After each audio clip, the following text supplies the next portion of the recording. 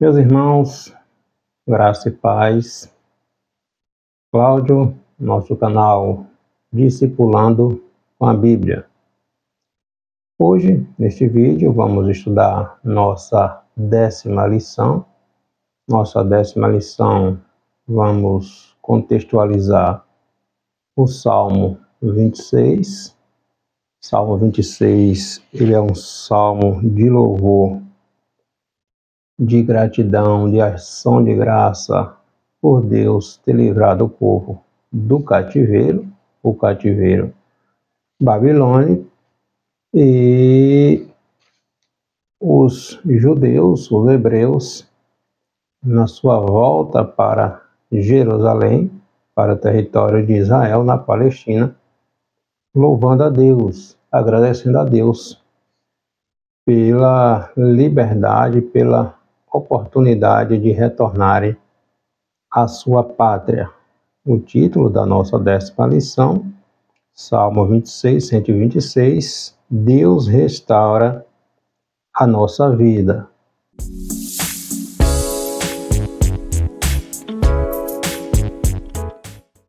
Os objetivos, os temas que estaremos pontuando nessa nossa lição, trazer informações sobre autoria, data e classificação, bem como contexto histórico deste salmo, reconhecer as obras de Deus a favor do seu povo, no caso aqui de Israel, e também entender, compreender que depois dos nossos exílios é preciso muito trabalho de restauração.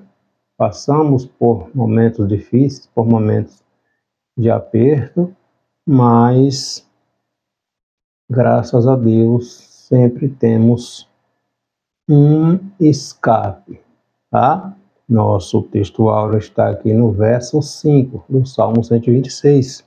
Os que com lágrimas semeiam, com júbilo ceifarão. E a nossa verdade prática, Deus é quem restaura a nossa alegria. O Salmo 126, ele tem 6 versos. Tá? O nosso salmo, esse salmo de estudo, ele é um cântico, novamente, de ação de graças, que o povo hebreu estava dando a Deus ações de graças, agradecendo, adorando pela volta para a sua pátria, depois de aproximadamente 70 anos, período que durou o cativeiro, ali na Babilônia, após 70 anos, com decreto do rei Ciro.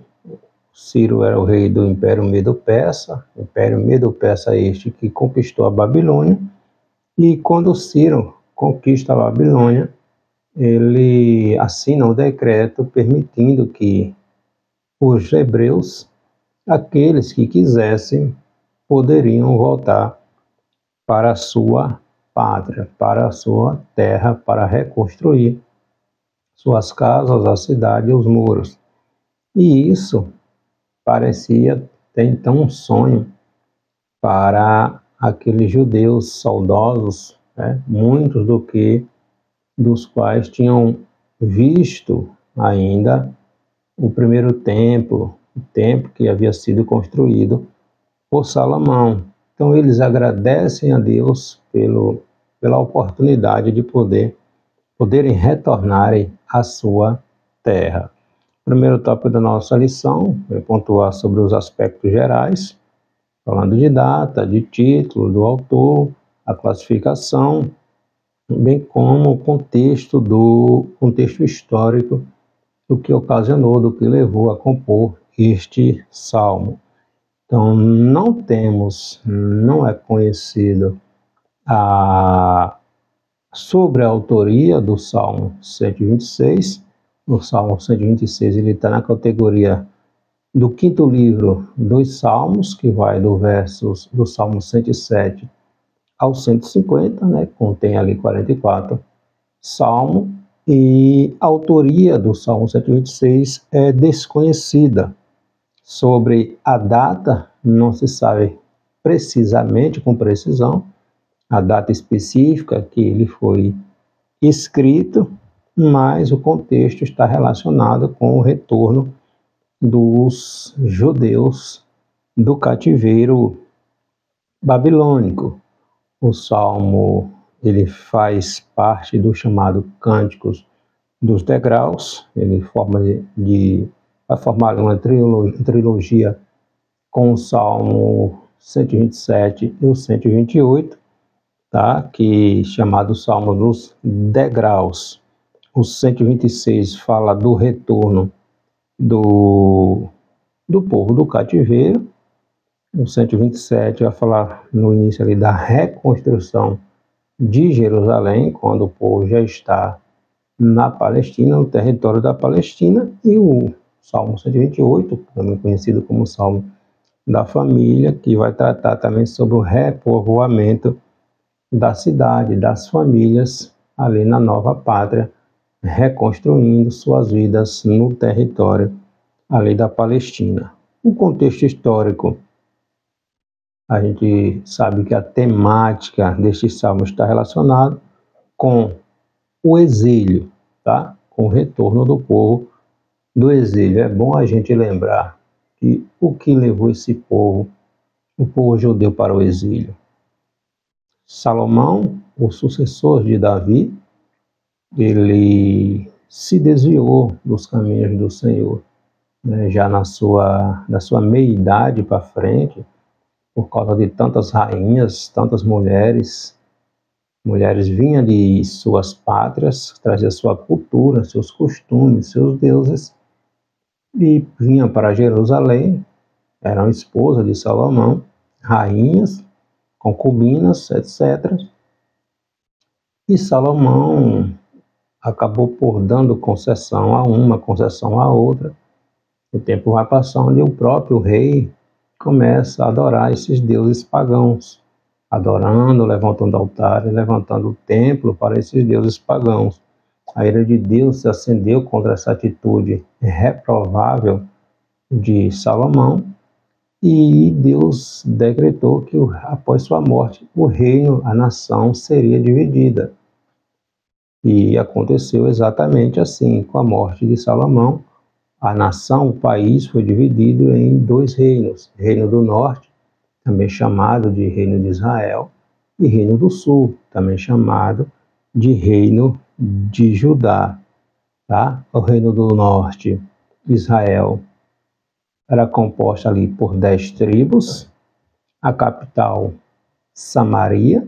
Esse reino foi destruído, invadido pelos assírios, ali aproximadamente em 721, 722 a.C. Os assírios invadiram, levaram os judeus para os países que ele havia conquistado. A estratégia dos assírios era acabar com a identidade de um povo.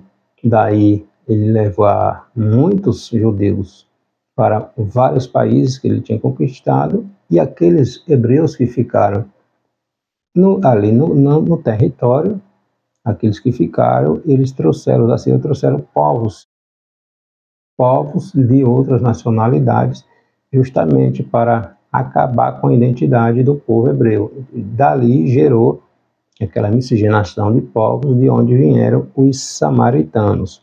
O Reino do Sul, também chamado de Judá, durou mais de 100 anos após o fim do Reino do Norte.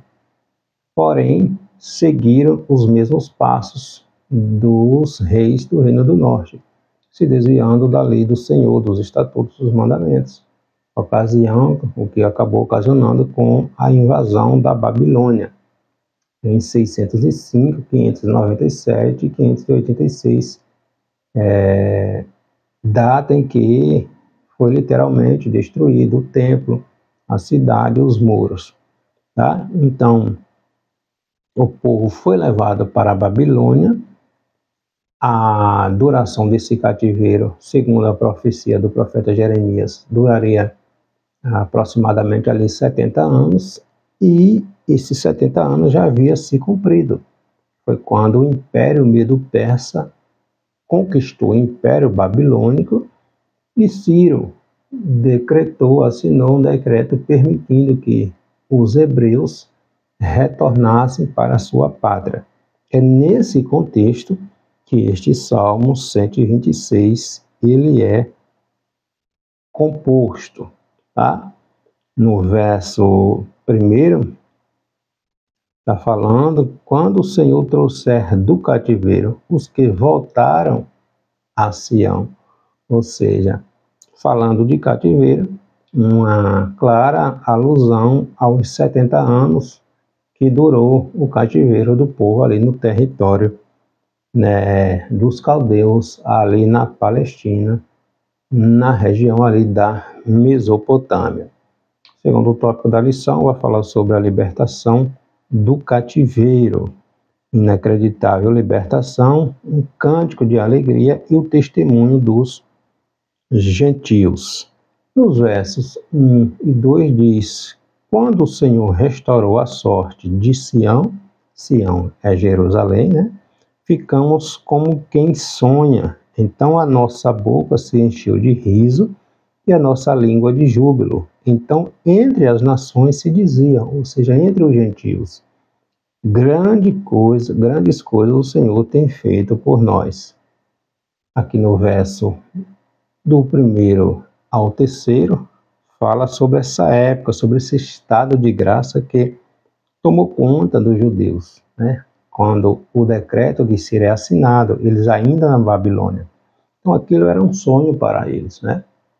Depois de 70 anos, poderem voltar para a sua pátria, para a sua amada pátria, apesar da destruição que eles encontraram, né? Não foi fácil o processo de restauração, durou longos anos, muitas investidas para que Jerusalém, Israel não se reerguesse, mas a mão de Deus estava com eles. Aí ele vai dizer: ficamos como quem sonha, nossa boca se encheu de riso, de alegria, de gozo, de felicidade, quando Ciro assinou o decreto permitindo que aqueles que quisessem voltar tinham liberdade para voltar para a sua terra. Então, são expressões poéticas que tentam traduzir aquela alegria contagiante que eles estavam sentindo por poderem voltar para a sua pátria. Tá? Verso 3, com efeito, grandes coisas fez o Senhor por nós, por isso nós estamos alegres.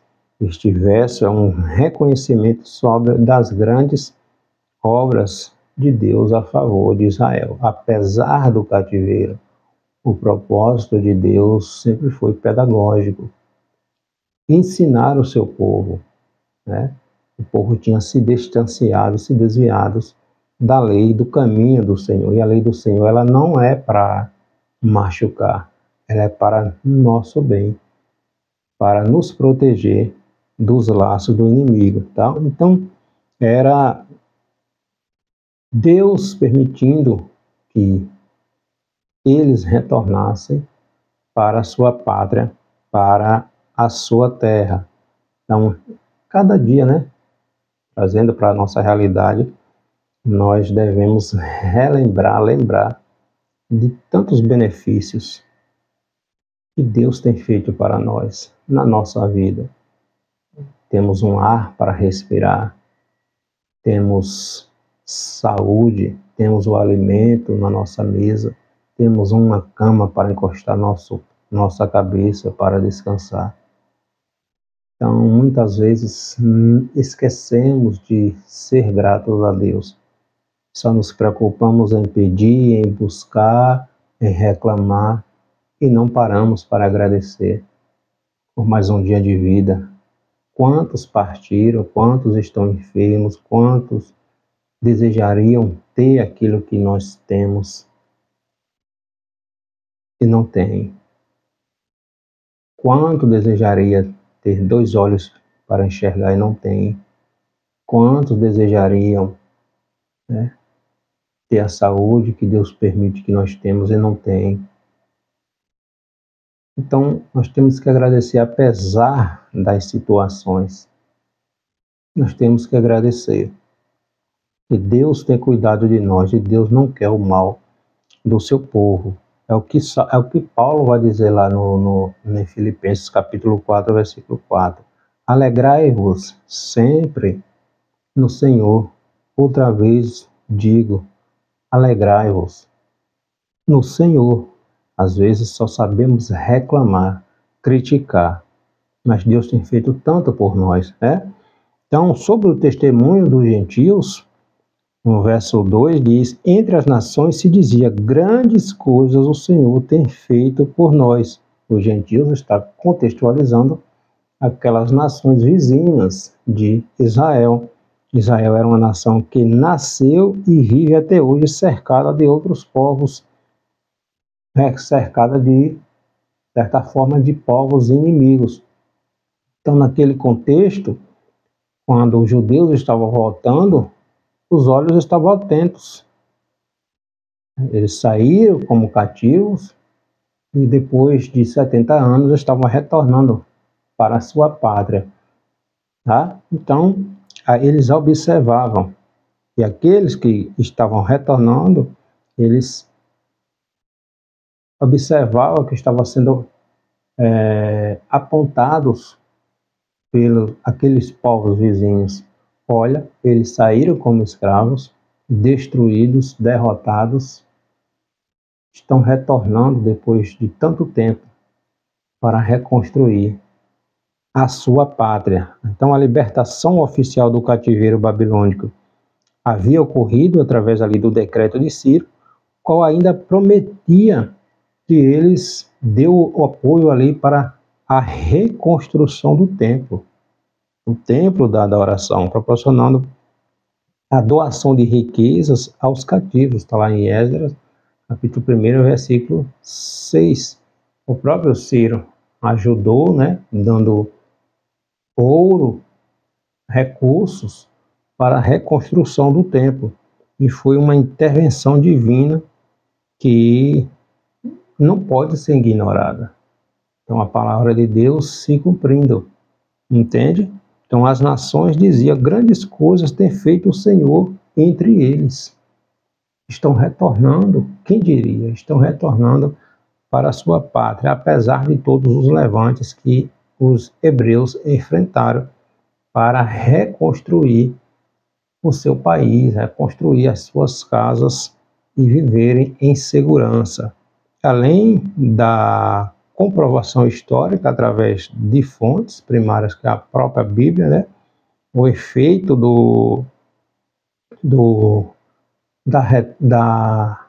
da volta dos hebreus para a Palestina, a gente vê que a mão de Deus estava sobre eles. O próprio decreto de Ciro, um rei persa, também prova que os gentios se maravilharam da libertação dos israelitas, dos hebreus. Um rei que assume o poder da maior potência da época, assina o decreto e permite que aquele povo, entre tantos, pudesse retornar para a sua pátria, ainda contribuiu, o reino, né, ainda contribuiu com recursos para a reconstrução do templo lá no território da Palestina, em Israel. E o terceiro tópico da nossa lição, falando sobre a restauração pós-cativeiro. Né? Saudades e lutas, não foi fácil, mas eles conseguiram uma oração e uma promessa. No verso 4 diz, restaura, Senhor, a nossa sorte como as torrentes de Negueb, ou como as torrentes ali do sul. Então, quando a gente analisa esse contexto, né, parece uma coisa surreal, né? Mas nem todos retornaram para a sua pátria. Deus havia falado através de Jeremias que o cativeiro duraria 70 anos e que eles, ao chegassem na Babilônia, orassem pela paz da cidade, porque era ali que eles iriam permanecer durante 70 anos.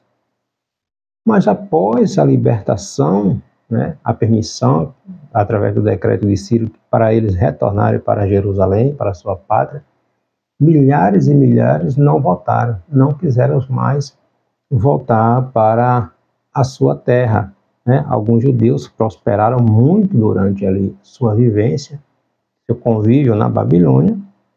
Outros nasceram na Babilônia, se estabeleceram e não quiseram mais voltar para a sua pátria. A gente vai ver isso lá no livro de Esté, bem claro, quando milhares de judeus quase foram exterminados no plano maligno do inimigo dos hebreus, Amã, um descendente amalequita, que tramou ali um plano para exterminar os judeus, e Deus usou poderosamente ali a Mardoqueu e Esté para lutar para que os judeus não fossem exterminados. Então, milhares de hebreus decidiram permanecer no território babilônico, medo-persa, e quase foram exterminados por causa dessa atitude errada em permanecer em uma terra que não era a sua.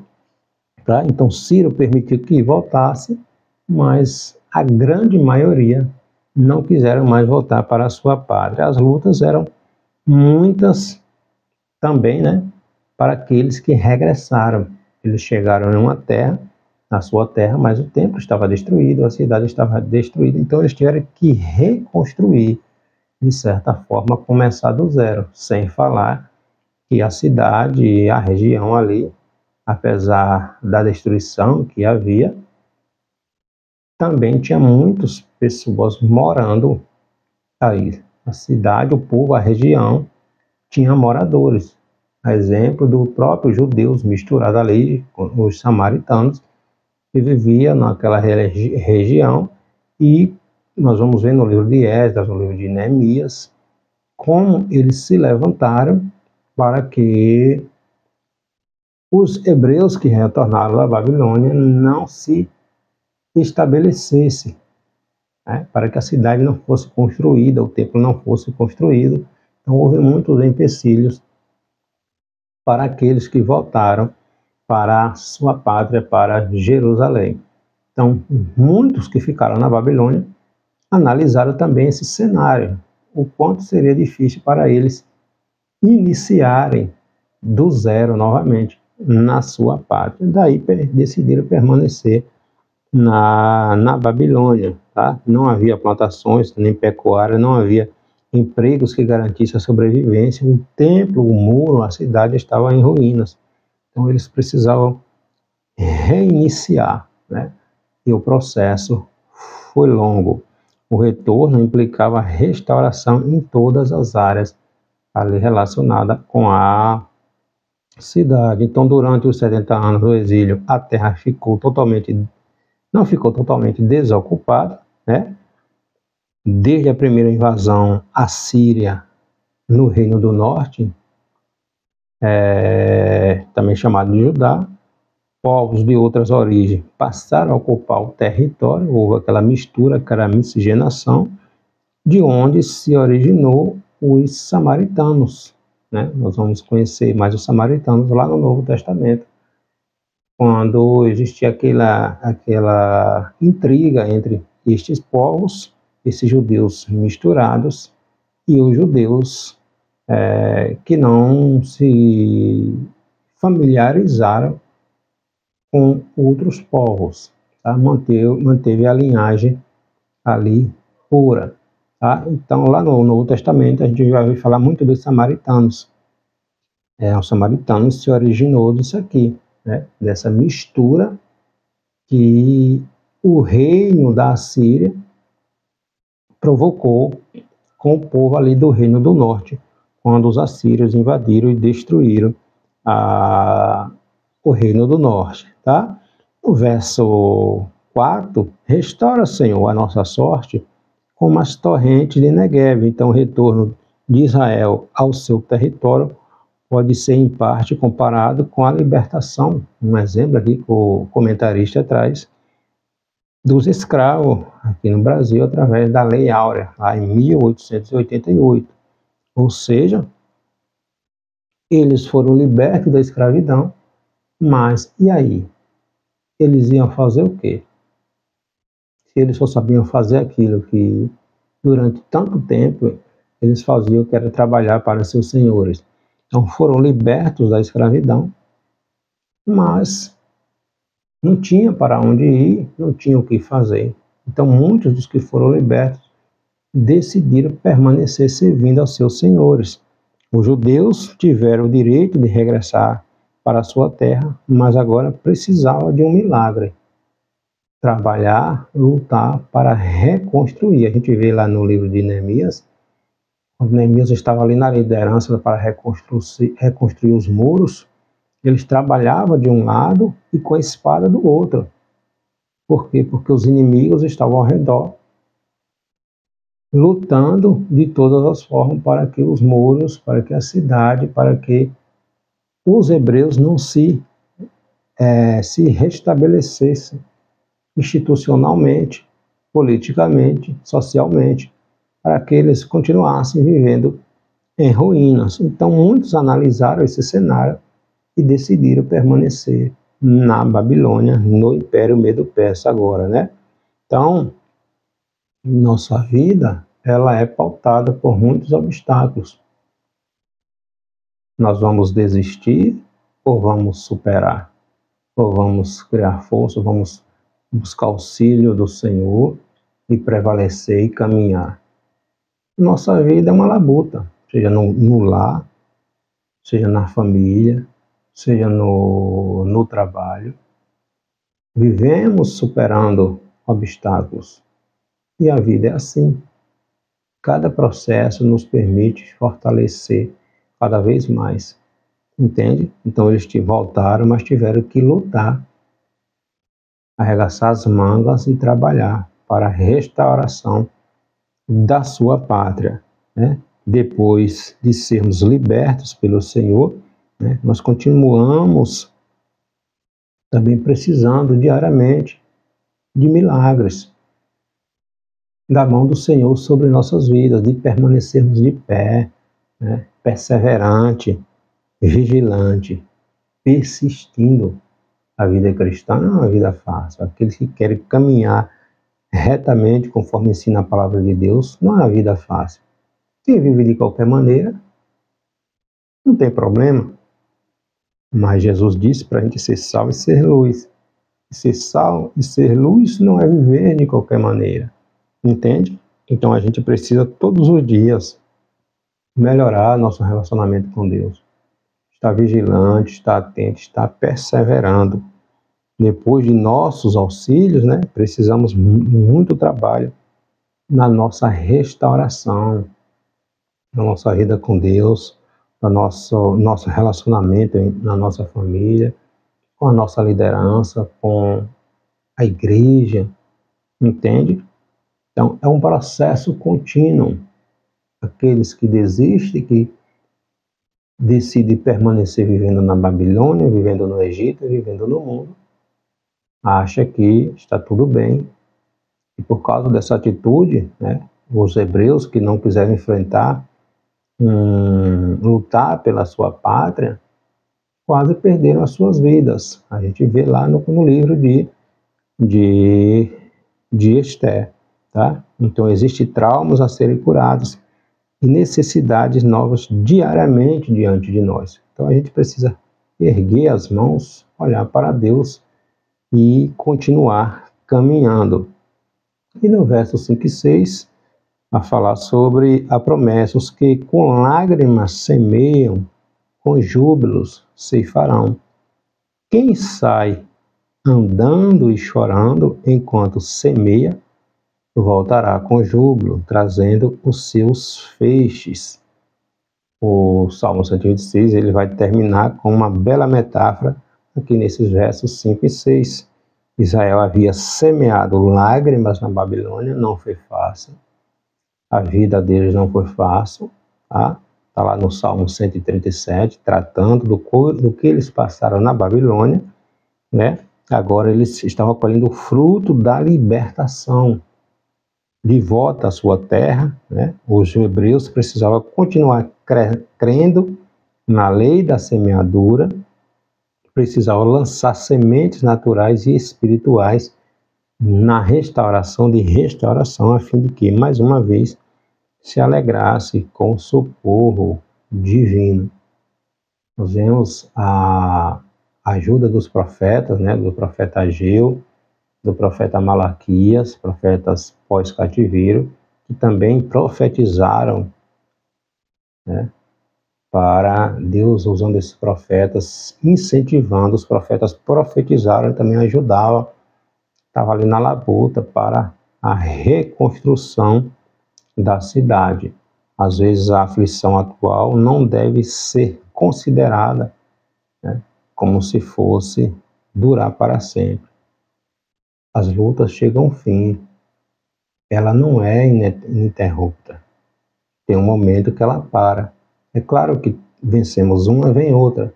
Enquanto estivermos aqui, é assim.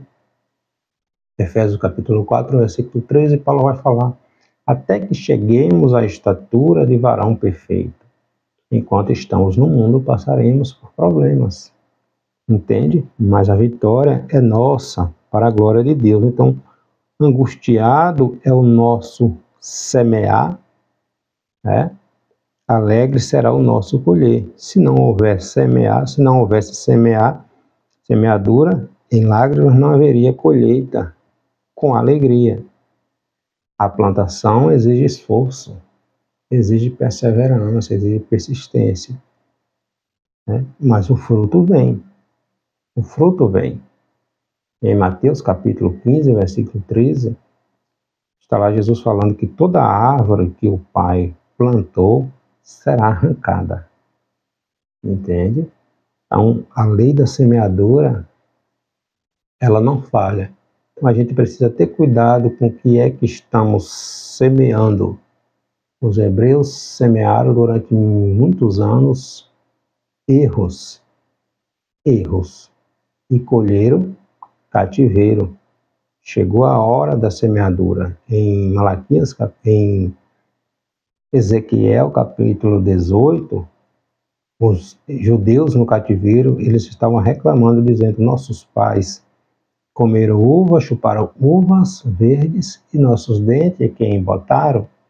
Ou seja, eles estavam dizendo que os pais deles haviam pecado das gerações passadas e eles estavam assumindo a culpa disto. Aí Deus vai responder através de Ezequiel: a alma que pecar, esta morrerá. Ou seja, vocês estão no cativeiro, vocês foram para o cativeiro porque vocês também têm culpa no cartório. Tá? Então a lei da semeadura não falha. Eles passaram o período de 70 anos no cativeiro. Mas o propósito também foi pedagógico. A idolatria foi sanada no meio do povo judeu. Nunca mais se vê se houve judeu adorando ninguém além de Deus. Tá? Então Deus tratou com isso. Agora ele estava retornando para a sua pátria. Tá? Então este salmo ele deve ser considerado na igreja como um provérbio inspirado. Quando o coração do homem está tão comovido que ele chora pelos seus pecados, pelo pecado dos outros, ele é escolhido para servir. A sensibilidade espiritual, né? A sensibilidade espiritual. Então, da mesma maneira como não existe nascimento sem a dores de parto, também não existe colheita espiritual sem doloroso processo, trabalho de semear, de preparar a terra para o plantio. Um plantio sadio vai gerar colheita sadia, tá? E por mais grave que seja, que foi o cativeiro, Deus tratou com seu povo. Deus ama e corrige aquele que ele ama. Por mais grave que seja o seu cativeiro, sua aflição, creia que Deus pode restaurar. tua vida, restaurar teu casamento, restaurar teu trabalho, restaurar a tua vida. Agora é preciso plantar o bem. O que é que nós estamos plantando? Às vezes estamos plantando a falta de perdão, a murmuração, a incredulidade, e queremos colher bons frutos. Primeiro a gente precisa tratar de nós, deixar toda raiz de amargura. A vida não é fácil, a vida cristã não é fácil, nunca foi. Jesus deixa isso muito claro. Agora, chega o tempo da restauração. O cativeiro, ele não é para sempre, desde que não desejemos permanecer lá. Entende? Então, precisamos analisar o que é que eu estou semeando, o que é que eu venho semeando na minha vida, para que eu colha aquilo que eu semei. Porque se eu semeio discórdia, se eu semeio ingratidão, se eu semeio injustiça, se eu semeio murmuração, eu não vou colher coisas diferentes disso. Deus é um Deus justo, mas é um Deus que restaura. A gente precisa deixar, confessar e deixar aquilo que não glorifica a Deus. E Ele cuida de nós. Amém? Deus abençoe.